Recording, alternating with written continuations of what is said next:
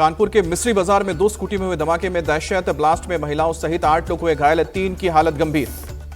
Scooty blast में कई दुकानों को नुकसान, 500 मीटर दूरी तक सुनाई पड़ी आवाज। स्कूटी ब्लास्ट के बाद सामने आया सीसीटीवी फुटेज। धमाके में झुलसी महिला मदद की गुहार लगाते भागती आई नजर। धमाके के बाद एक्शन में कानपुर पुलिस और एटीएस। मिस्री बाजार की कई दुकानों में भारी मात्रा में अवैध पटाखों का भंडार जब्त। पुलिस ने अवैध पटाखा मामले में कई लोगों को हिरासत में लिया। पूरे इलाके में तलाशी अभियान जारी। हिरासत में लिए गए लोगों से हो रही है पूछताछ। पुलिस ने स्कूटी मालिकों की पहचान की। एक स्कूटी का मालिक धमाके में घायल हुआ, दूसरी स्कूटी के मालिक की तलाश जारी।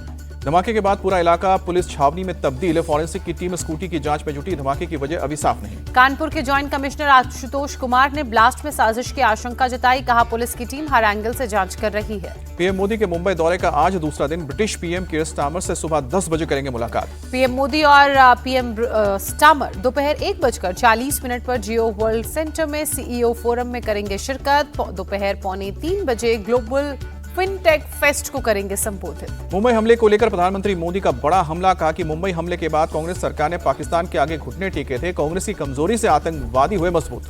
प्रधानमंत्री मोदी ने कहा, आज का भारत घर में घुसकर मारता है। ऑपरेशन सिंदूर में दुनिया ने हमारी ताकत देखी। पीएम मोदी ने कहा कि हमारे लिए राष्ट्र नीति ही राजनीति का आधार है। देश और नागरिकों की सुरक्षा से बढ़कर कुछ नहीं है। पीएम के आरोपों पर कांग्रेस भड़की। महाराष्ट्र प्रदेश अध्यक्ष हर्षवर्धन सपकाल ने पूछा, पुलवामा हमले के वक्त आरडीएक्स और आतंकी कहां से आए और कहां गए, ये बताएं। कांग्रेस के बचाव में उत्तरी आरजेडी तेजस्वी यादव ने पूछा कि जब ऑपरेशन सिंदूर के दौरान पीओके मिल सकता था तो सीज फायर क्यों कराया। बिहार के सीएम नीतीश कुमार ने जेडीयू नेताओं की बैठक बुलाई। सुबह 10 बजे सीएम आवास में मीटिंग होगी। चिराग पासवान ने आज पटना में बुलाई पार्टी की आपात बैठक। बिहार चुनाव और संगठनात्मक मुद्दों पर होगी चर्चा। चिराग पासवान के सुर बदले। कहा, सीटों को लेकर मेरी कोई डिमांड नहीं, मेरी मांग सिर्फ बिहार फर्स्ट, बिहारी फर्स्ट। सही समय पर फैसला लिया जाएगा। जीतन राम मांझी का भी 15 सीटों का लेकर अल्टीमेटम। कहा कि अगर 15 सीट नहीं मिले तो नहीं लड़ेंगे चुनाव। उतना ही मांग रहे हैं जितने से मेरी पार्टी को मान्यता मिल जाए। मांझी का इशारों में चिराग पासवान पर अटैक। कहा, जिनका एक भी विधायक नहीं वो बड़े बनते हैं। मैंने हमेशा एनडीए का साथ दिया, अब एनडीए की बारी। जन स्वराज पार्टी आज दोपहर 2 बजे जारी करेगा उम्मीदवारों की पहली लिस्ट। प्रेस कॉन्फ्रेंस में प्रशांत किशोर करेंगे ऐलान। दिल्ली में हुई कांग्रेस चुनाव समिति की बैठक में बिहार की 25 सीटों पर उम्मीदवार तय। प्रदेश अध्यक्ष राजेश राम कुटुंबा से और शकील अहमद खान कदवा से लड़ेंगे चुनाव। वीआईपी चीफ मुकेश सहनी ने फिर डिप्टी सीएम पद के लिए ठोकी है दावेदारी। कहा कि इस बात में कोई किंतु परंतु नहीं। पटना में राबड़ी देवी के घर के बाहर पूर्व विधायक सरोज यादव के समर्थकों का प्रदर्शन। टिकट कटने की आशंका को देखते हुए समर्थकों ने किया शक्ति प्रदर्शन। जहानाबाद में आरजेडी कार्यकर्ताओं का हंगामा। मौजूदा विधायक सदयू यादव को टिकट न देने की मांग। सीट बंटवारे पर महागठबंधन में महाफूट। बीजेपी नेता शहनवाज हुसैन ने कहा, एनडीए में सौहार्दपूर्ण माहौल में सीट बंटवारा हो रहा है। बिहार विधानसभा चुनाव की घोषणा के बाद एक्शन में पुलिस प्रशासन। मरीन ड्राइव इलाके में चलाया गया चेकिंग अभियान। लखनऊ में कांशीराम की पुण्यतिथि के मौके पर आज बसपा की श्रद्धांजलि सभा का आयोजन। बसपा सुप्रीमो मायावती भी होंगे शामिल। कांशीराम स्मारक और रमाबाई अंबेडकर मैदान में बीएसपी कार्यकर्ता हुए जमा। मैदान में ही कार्यकर्ताओं ने गुजारी रात। पश्चिम बंगाल में चुनाव की तैयारियों में चुनाव आयोग जुटा। मुख्य चुनाव आयुक्त की अध्यक्षता में कोलकाता में बैठक। मीटिंग में एसआईआर पर भी बात।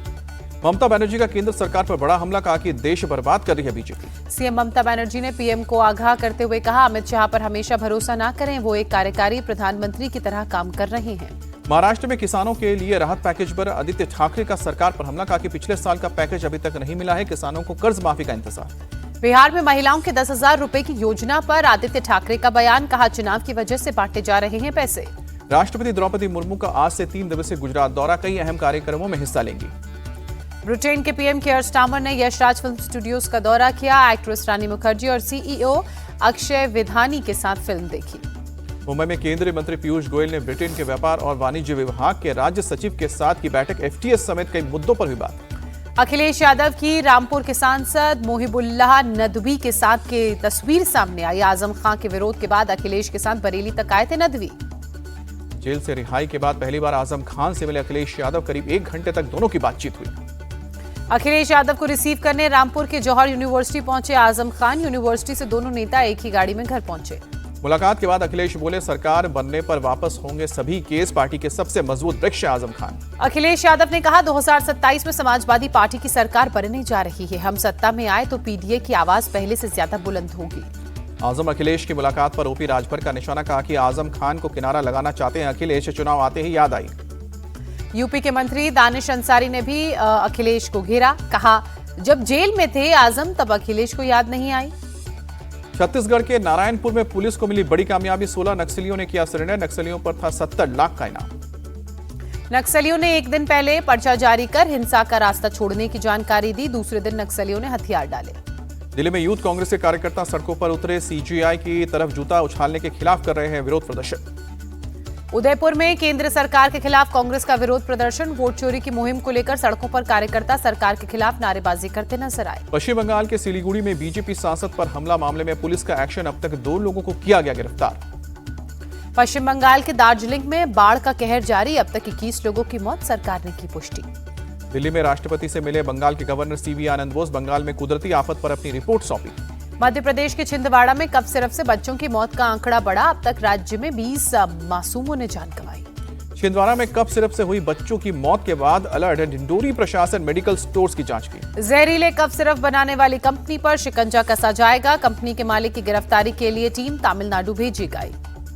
रेडिनेक्स फार्मास्यूटिकल कंपनी पर महाराष्ट्र एफडीए की कार्रवाई, कफ सिरप रेस्पीफ्रेश टीआर का स्टॉक जब्त किया।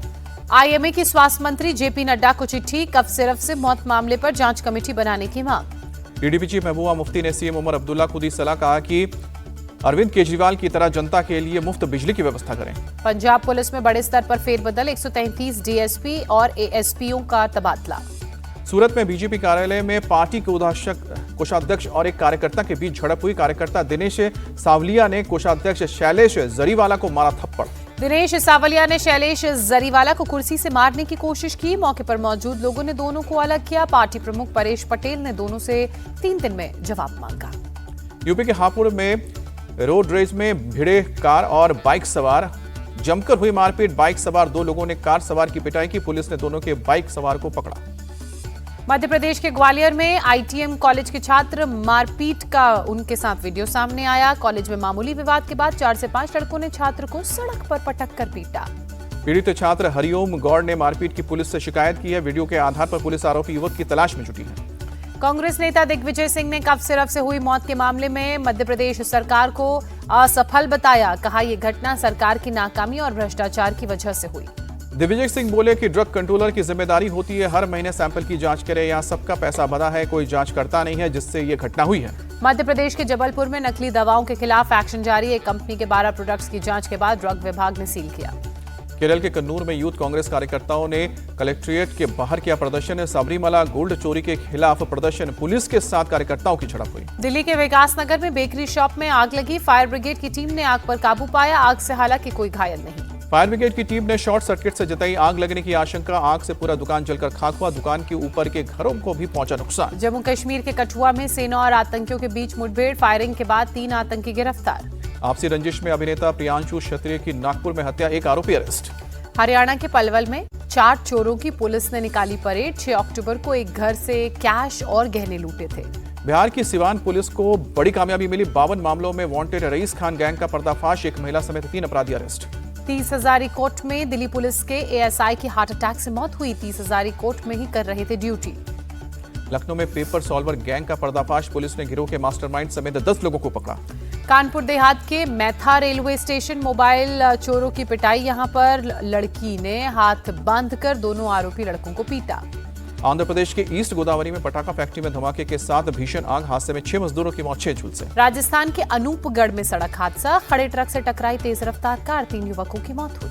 अयोध्या में सीएम योगी ने किए रामलला के दर्शन, हनुमानगढ़ी में जाकर पूजा भी की। दिल्ली के चांदनी चौक में त्योहारों के मौके पर पुलिस प्रशासन मुस्तैद, भीड़ को कंट्रोल करने के लिए स्थानीय एसोसिएशंस के साथ कर रही है संपर्क। श्रीनगर में सरस मेला का किया गया आयोजन, मेले में देश के कई राज्यों के स्टॉल लगाए गए हैं, खरीदारी करने भारी तादाद में लोग पहुंचे हैं। अमृतसर में गोल्डन टेम्पल में धूमधाम से मनाई गई रामदास जी की जयंती, मौके पर गोल्डन टेम्पल को रोशनी से रोशन किया गया, लोगों ने जमकर की आतिशबाजी। विशाखापट्टनम में भारत साउथ अफ्रीका मैच में बारिश डाल सकती है खलल, मैच के दौरान 75% बारिश होने का अनुमान। भारत और साउथ अफ्रीका के बीच अब तक 33 बार हो चुका है मुकाबला, 19 बार भारत ने दर्ज की है जीत, 13 बार साउथ अफ्रीकी टीम को मिली है जीत। वुमेन्स वर्ल्ड कप में पाकिस्तान ने लगाई हार की हैट्रिक, ऑस्ट्रेलिया के हाथों 107 रन से पटखनी खाई। ऑस्ट्रेलिया की गेंदबाज अलाना किंग ने रचा इतिहास, 10वें नंबर पर बल्लेबाजी करते हुए अर्धशतक लगाने वाली पहली क्रिकेटर बनी। ऑस्ट्रेलिया के बल्लेबाज वेद मुनी ने वनडे करियर का 5वां शतक भी जड़ा। 109 रन की शानदार पारी खेली। मुंबई क्रिकेट संघ का बड़ा ऐलान, वानखेड़े स्टेडियम में पूर्व भारतीय कप्तान दिलीप वेंगसरकर की प्रतिमा लगेगी। भारतीय जैवलिन खिलाड़ी नीरज चोपड़ा ने स्विट्जरलैंड में पूरी की रिकवरी, अगले सीजन में दमदार वापसी के लिए तैयार। क्रिस्टियानो रोनाल्डो बने पहले अरबपति फुटबॉलर। रोनाल्डो की कुल संपत्ति $1.4 बिलियन। अर्जेंटीना के फुटबॉलर लियोनेल मेसी को पीछे छोड़ा।